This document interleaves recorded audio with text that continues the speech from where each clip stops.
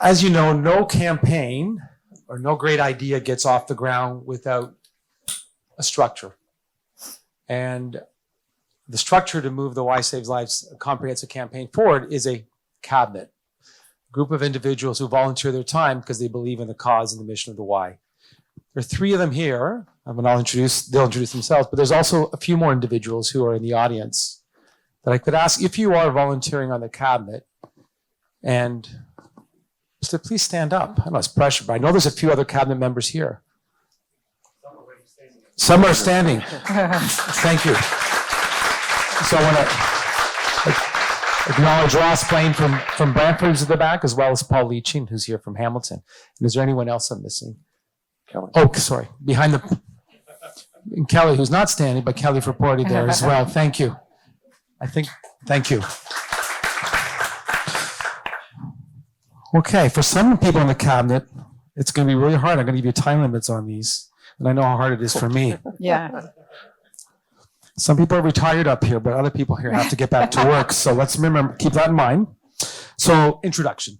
Fred, I'll start with you. If you could just introduce yourself, who you are and why are you here? And we have some other questions. We'll go around for quick introductions. Why I'm here? Well, because I asked you to be here. Yeah, that's right. Yeah. Let's start with that. Okay. Let me just first confirm that I may or may not run for elected office anytime in the future. So just to get that out of the way. I'm very happy to be part of the campaign cabinet for the Y. And I'm former mayor of the city of Hamilton. Was blessed to see, all the activity that happens in our city on a day-to-day basis. That's one of the shining lights of being mayor is you get to have input, of course, but you also get to see what's happening in our broader community. And I've borne witness to the work that the Y has done for many years. So I'm here to support. I believe the story needs to be told a little deeper than just a gym. Which it has been for me, but for many other people, it's actually helped save lives and make lives. So that's why I'm here. Thanks, Fred. John. Thank you. I'm John Chisholm. I'm a retired chartered accountant. After 34 tax seasons, I've been retired for 3. That's how we measure them with a firm in Burlington. I can confirm I will not be running for public office. Thank you for that. I'm happy to support. I've been on the board. I served for 10 years. I was chair during the pandemic, which was an amazing experience. And I'll talk a bit about that a bit later. And I'm also, I want to recognize Brad Park, the CEO of the United Way. And I told Brad earlier, I had the pleasure and honor of serving on the United Way Hamilton-Halton campaign cabinet, and I chaired the 2020 and 21 campaign through the pandemic. Brad asked me for coffee in February, and by March, we were locked down, and we kicked off that campaign on April 1st and ran it virtually for a year and succeeded in achieving our target. So I told Brad I'm taking all of the good training he's provided me over the years and applying it to this campaign here at the Y. Great. Yeah. Thank you, John. Yeah. Brenda. Hi, everyone. I'm super happy to be here. I'm a volunteer with the Y and have been for 25 years. And so I understand the local Y, the national Y, and now the international Y. I represent Canada as a volunteer at the World YMCA as a member of the executive. So I have a small story. Just wanted to stop and share, and it was said today, the Y fills a gap. It fills a community gap is what Manny said today. It used to be, why is the mission so wide? But I came to realize that whatever our community needs, it fills a gap. So as an example, the Y can be an alternative suspension in Montreal. I've seen it. And can be welcoming to immigrants and refugees during the war with Russia and Ukraine. And I've seen why Europe's agenda change because of that war. I have witnessed leaders in the Y in West Jerusalem, East Jerusalem, Gaza, and Palestine come together so that children and youth could have some normal part of their life during turmoil. And And maybe that's why I actually believe in the Y, is because of the work that it does, particularly for children and youth. And I feel like I belong at the Y, and I know the Y saves lives. Thank you. Okay. Great introductions. First round of questions. I'm going to try to pick up on your unique perspectives. Fred, so as the former mayor of Hamilton, you had a unique perspective around really seeing community needs abroad. So curious from your perspective, when you think of the YMCA and the mission of the Y and the Y Saves Lives campaign, what do you see as critical for the YMCA in terms of moving forward in terms of the community needs? Yeah, thanks, man. And I think I touched on that in the introduction, is that it's certainly my belief that most people see the Y as a gym. That's certainly what it was for me for most of my life. It was a safe refuge. Politics can get pretty intense. And so to kind of take myself into a more relaxing space, I would go to the Y. Just to walk down the street, and that was my exercise therapy. My mission in my entire life has been, healthy body, mind, and soul, and so keeping that going was very important. Occasionally the soak in the hot tub, if it was operating. Sorry, that was a bit of a dip. For the Y members, downtown Y members, you'll get that joke. But it is much, much more than that. And that's kind of an untold story. And, you've heard the stories here today. I'm an immigrant. I remember the immigrant experience back in 1960. Many of you have had that experience. And a lot of the resources that are available now were not available then. And so, the bringing in new or refugees or asylum seekers or just immigrants is a function of what the Y does so successfully, and I've witnessed it. So the Syrian intake was a significant step.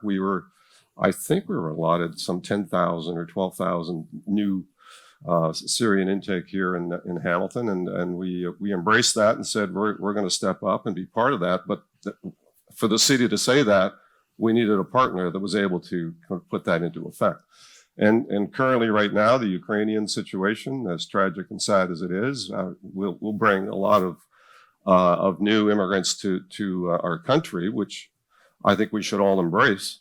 But they need a safe landing, and they need a place to deal with some of the issues that they're dealing with. And there's trauma that comes with a lot of the new immigration that's happening in our world today. And the Y has provided that trauma and space. So I've witnessed all of that, and it's part of the reason why I'm so passionate about ensuring that the Y, as one agency, and you're not the only agency that does this, but it's a very important one, that it remains sustainable. On a personal level, I'll go a little longer than your three minutes. When I was growing up, there was a kind of a distant family member that we were connected to. His name was Michael. And all the other family members, who would have been about my age, all the family members kind of progressed and moved on in their lives. And as you get busy, your lives kind of separate in some respects if you're not, direct family particularly. And Mike never really established himself as part of a working community. He always had difficulties, always had challenges. But, I kind of forgot about Mike for many, many years, until I walked into the Y one day and there was Mike standing there. And I made the assumption that he was going to the gym. Well, he's not going to the gym. He was living at the Y because it was the only place left for him to go. Difficulties in life, financial difficulties, addiction issues, you name it. He had it. And that was the one place that he could still get to provide some stability in his life. And so the men's housing in the downtown Y has been a life maker for a lot of people. I would say the Y saves lives. It also makes lives. And I think we've heard some of those stories today. So that's a personal, experience that shocked me, quite frankly. When you see it that close to your kind of network of relationships in your family, that really hits home why the value of the Y is as important as it is. So sustainability is important for any organization. governments can't do everything, and I wish it would, but it doesn't. And certainly we need community partners to fill the gaps. Thank you. Thank you, Fred. So a couple of reflections on that. The first one, sometimes I don't think we want governments to do everything. And so being organic with the community is fantastic, but working in collaboration is critical. Mm-hmm. Before I go to Brenda, you made me think about the time when I was in the school district, and former trustee Penny Deeth can remember, we were welcoming tens of thousands of newcomers from Syria, and I had the privilege to be on the border of Syria during that civil war, but we were welcoming about 1,000 students in a 12-month period, and I thought, oh my goodness, how are we going to do this? And I knew the Y had an ecosystem, but under the leadership of Lily Lumsden, who's here today, the VP Employment Service Immigration, I went to visit how many settlement workers and the magic they did in schools to help our families and kids settle in. And I couldn't imagine how to do it without them. So that's just you triggered that moment in time and how powerful it was, the Y acting in our school districts as well. Brenda, this question's for you. So from your perspective, you've shared that you're a former board member and now with the YMCA world as a member there, representing Canada, but you also had a unique perspective in the healthcare sector in Hamilton Health Science. So I'm wondering if you could just elaborate more around, we heard about Live Well earlier, but sort of the vision, the power of how the Y can play a critical role in health outcomes in our community and the Live Well program, and why you thought that was so critical and how we need to sustain that. Sure. So I guess back maybe 15 years ago, in my role as the Chief Operating Officer at Hamilton Health Sciences, I could see that there would be a great opportunity together with the Y and McMaster University. And the Live Well program is really a result of a trusted partnership. And I believed in all three organizations, as I was also the assistant professor of nursing. And as a health professional, I knew the importance of physical and health and emotional and spiritual well-being. McMaster University offered the expertise of evaluation. When you start a program, you must evaluate it. Research. It also was, as it turns out, the Y was a great place for students to have an education experience. Hamilton Health Sciences brought clinical expertise and the referrals. And most importantly, the YMCA took the leadership, because I always knew that the Y offered great value. When I was part of running a Hamilton Health Sciences, and I saw what the Y did with volunteers. It was a great value, and of course, it was a welcoming and safe space in the community.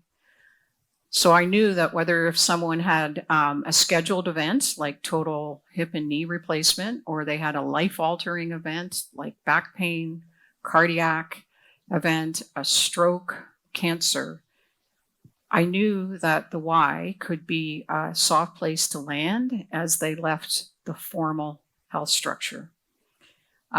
Because I knew that they focused completely on mind, body, and spirit. And it was so different than being in an acute care hospital. And I want to tell a story. It was super quick. The Children's Hospital had a program that was more suitable in the Y, but every day parents would be bringing I'm going to call them patients, a young child. They would have to pay parking. All of a sudden, it's at the Y. The other family members could be working out, could be having swimming lessons. And most of all, the kids felt like they were part of a community. And actually, they raised funds for the Strong Kids campaign, the kids. When they graduated from this Children's Hospital program, they became volunteers. That would never have happened in a hospital setting. And so there are so many programs that I could talk about, but I won't. So there's been thousands of people served in the Live Well program, been evaluated and researched and evidence-based, and we've shared it across Canada and throughout. Huge shout out to Genevieve, who shares, there she is, because of her leadership. And she shares that this has resulted in 500,000 people accessing the Y centers of community. So because they went in the door, then their families might come. And most of all, they stay, right? That's the key, is that it becomes part of their life and it isn't a little piece short rehab. So the Y is a great place to gather and support people living with chronic disease, recovering, and as someone said, thriving in the community. Thank you, Brenda. Yeah.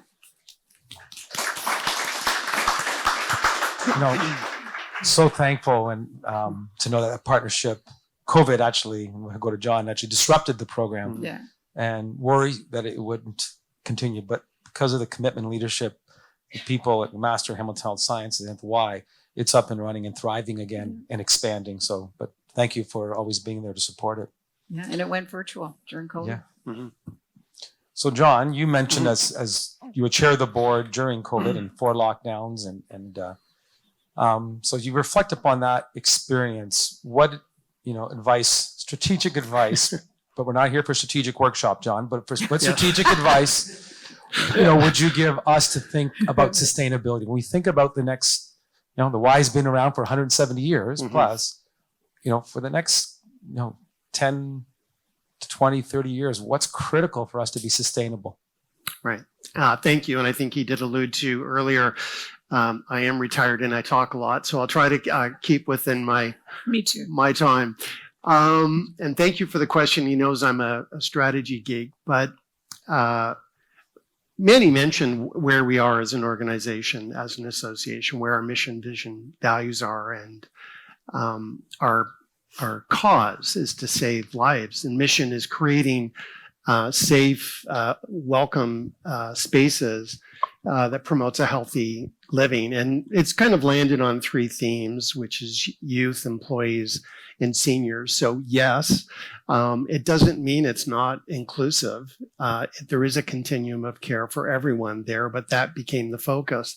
And I guess why did it? So prior to the pandemic, when I work with clients and working with them around their mission and vision as an organization, I would ask this hypothetical question.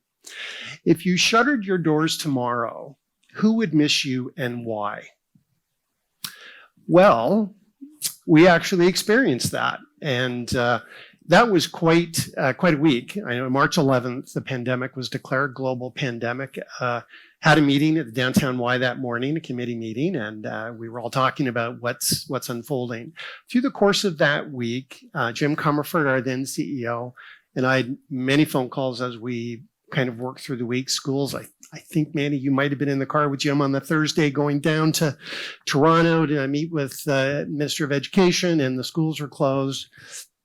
By Friday, all of our daycare, childcare centers were closed. We laid off all of those employees. The hope was for 2 weeks, but our priority was to support those employees. By Sunday, we had to close through that weekend all of our health, fitness, aquatic centers, which are an important safe space for our members to come to. So that was pretty dramatic. So what that did for us, it really did allow us to understand if we shuttered our doors, who would miss us and why.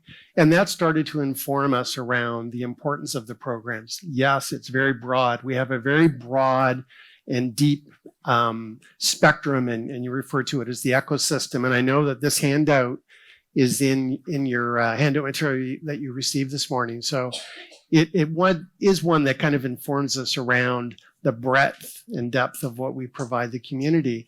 But it really was reinforced during the shutdowns and reopenings. And I think Nikki is here this morning, our COO. I think that it was easier to lock down than it was to bring everything back. And we learned those challenges. And at the same time, Manny referenced that he started with the Y in March 22. Well, we're going through a transformation in leadership at our Y. Our long-serving CEO, Jim Comerford, was retiring. We had to recruit a new CEO, new leadership. We were already working pre-pandemic around future forward leadership within our organization. But we also had to bring in a new CEO, and that whole approach to recruit Manny was done virtually. We all became very adaptive in doing that. So it wasn't like the RY Association was versatile and resilient in managing the crisis, but we were also innovating and transforming. And through Manny's leadership, the leadership team and the board came together to develop the strategic plan and reevaluate our mission and purpose as an organization, and landing on the strategy that we can present to you today. And that really did solidify for us the importance of the breadth of what we did. The Men's Center downtown, 174 residents. Prior to the pandemic, much of the board were, why are we in this space? How does that serve us? Well, it really did clarify it for us during the pandemic. We were actually very good at it. And it really did help us clarify our role and the importance in that space, and the lives that we've saved as a result of that. So what I can say is, through this crisis, it allowed us to, transform to a degree our organization, but become much more focused. So in terms of that sustainability, Manny, it is around being relevant and knowing that you've identified and you're resourcing those priorities, and you've identified the priorities clearly. There are 9 strategies that we've identified, and I'm grateful to be part of this committee and cabinet to help us resource to ensure that we can invest in the right ecosystems and elements of our Y for the benefit of our 3 communities. Thank you, John. So one last question for each one of you, some parting remarks for our audience today. What keeps you motivated and committed to the YMCA? So if you're going to leave some last inspiring comments or actions or reflections for the group to think about as we continue to move our Y Saves Lives campaign forward, what are some inspiring words you want to tell the audience today? Shine on.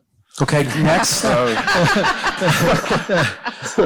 one. Are the lights on and the shine on? Just want to make sure. Okay, good. Otherwise, I find it. Just based on some of the same reasons. The message has to change. It is more than a gym. It is an ecosystem. I drank the Kool-Aid. I believe that the Y is making a difference in people's lives, and that motivates me to participate at this level and encourage people to open their wallets and make a contribution to make sure that this kind of an organization is very much needed in our communities, not only here but globally. And as I've traveled, I've been able to go to Ys around the world, which is actually part of the brilliance of the network. But the same issue applies. They're helping people, and God knows, through COVID, had some experience in dealing with COVID those few years as well. That it almost seems like a mirage, actually. That did we really do all that stuff that we did? I'm sure many of you kind of are in the same space, but we did, and it amplified some of the very glaring problems that our society faces, and just brought them to the fore very, very quickly. And that was really more evidence that organizations like the Y and others are so critically important in our community. thank you, Fred. John? I guess I reflect on my volunteer role within the United Way campaign cabinet, and I mentioned to Brad, Darrell Skidmore was the CEO of Burlington when I served on the cabinet the first time, and I just remember his comment of why he did what he did is, well, if I don't ask, who will? So that has always stuck with me in terms of why I volunteer, is to do that, but also just the impact that the Y makes. And as a board member, 10 years on the board, 5 meetings a year, that's over 50 plus conferences. We always start with a Y story. And those Y stories are the impact that we're making in our community. And those have always stuck with me. And I will mention one, when I became chair, I used to have to start some other committees, and they would meet downtown, and everything at the Y is early if you're on a committee or you're on the board. So downtown Hamilton at 7 a.m. in the morning, walking downtown. It's interesting for a guy that lives in Greensville. So arriving, and Lily Lumsden, I know Lily's here, I think, was giving us an update as we're preparing for the board meeting on the human trafficking program that was its first year. And, you know, she kind of explained the role that I think we received some provincial funding, and if I mess up all of these details, you can correct me later. But I was astonished. It was, 67 clients through the program in the first year, all girls, aged 14 to 20, all removed from sex trafficking, and the 14-year-old was HIV positive. The business model by which they operate in human trafficking, it's much more lucrative than selling drugs or handguns. And she went, and as passionately as she can, she went through the details of how this was operating. And it just struck me how naive I am that in my life that I should be aware that this exists within our community, but I was stunned. And, completing that meeting, I got in my car and I drove to my office in Burlington and parked and walked up, and this is my day. I mean, I drive to a nice building and I walk up and I sit and I, interact with people all day long, where there's so much more that goes on in our community that we're unaware of. So those are the things that always solidify me to why I care. Wow. Thanks, John. Good, John. Yeah. Brenda. Well, yeah, I'm going to pick up on I care about my community, and I saw some of it in our emergency departments, but not at all what the Y sees. I love the Y and the role it plays in our communities, and I won't tell you all the roles because you know them. I believe in our local Y's vision, youth employment, and older people. Manny knew I'd say that. This doesn't fit an acronym very well. I know. But you're right. Thank you. You know what? It's okay. I'm just kidding. But that's what seniors say. I know I'm a bugger. So the YMCA serves 65 million people across the world. And when we asked all the youth across, I don't know, it was 180 countries or something, what is important to them? And this is our vision 2030 for the World Y. It's a just world, meaningful work, sustainable planet, and community well-being. Those are 4 things the young people have said we need to focus on. And really, it's for that reason that I'm here, that's for sure. And what keeps me motivated is the values and the relentless desire to support one person in our community. So that's why I'm here. Thank you. Okay. So thank you to our panelists. Thank you for taking the time to listen. I'm going to pass it back on to our MC as we transition off the stage. Thank you.